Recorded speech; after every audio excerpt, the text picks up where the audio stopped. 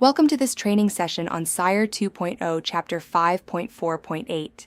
Today we focus on a critical safety element, life jackets and personal flotation devices. Our goal is to ensure that the master, officers, and ratings are not only familiar with this equipment, but also that every device on board is in perfect condition and properly maintained for immediate use during an emergency.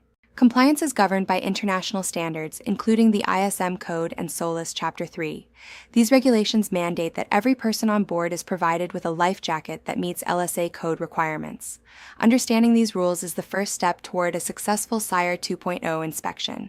The company must have clear procedures for accessibility and maintenance of all life-saving appliances. According to the LSA code, every life jacket must have specific features. First, a whistle must be firmly secured by a lanyard. This simple tool is vital for signaling rescuers. Inspect these regularly to ensure they are not damaged or missing. Remember, the performance of these tools must not be degraded by how they are secured to the jacket.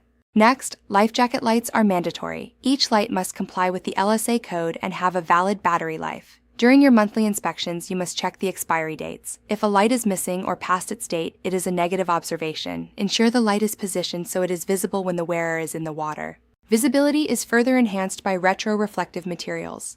Patches with a total area of at least 400 square centimeters must be distributed on the life jacket. These should be placed as high as possible to be visible from air and surface craft.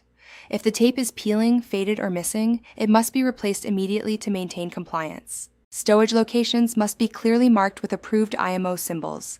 If a locker contains more than one life jacket, the number of devices must also be indicated. The inspector will check if these markings are visible and accurate.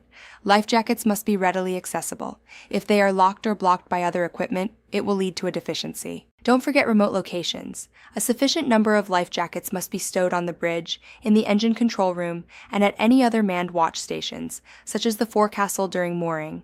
These are specifically for the personnel on watch. The inspector will cite these locations to verify that the count matches the safety plan. Documentation is key.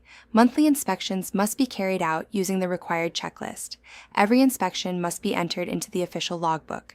The inspector will review these records to ensure they are complete and reflect the actual condition of the gear. If your records say good condition, but the gear is defective, it shows a failure in the maintenance system. For inflatable life jackets, annual servicing is mandatory. This must be done at an approved servicing station. You must maintain the certificates on board as evidence.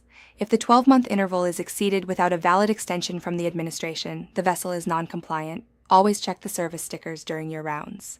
Personal flotation devices, or PFDs, are used for daily work. Crew members must wear them when working overside, in exposed positions with a risk of falling overboard, or in ship's boats. The company must have clear procedures for their use and servicing. During interviews, ratings may be asked to demonstrate their familiarity with these procedures. Preparation for the interview is just as important as the physical inspection.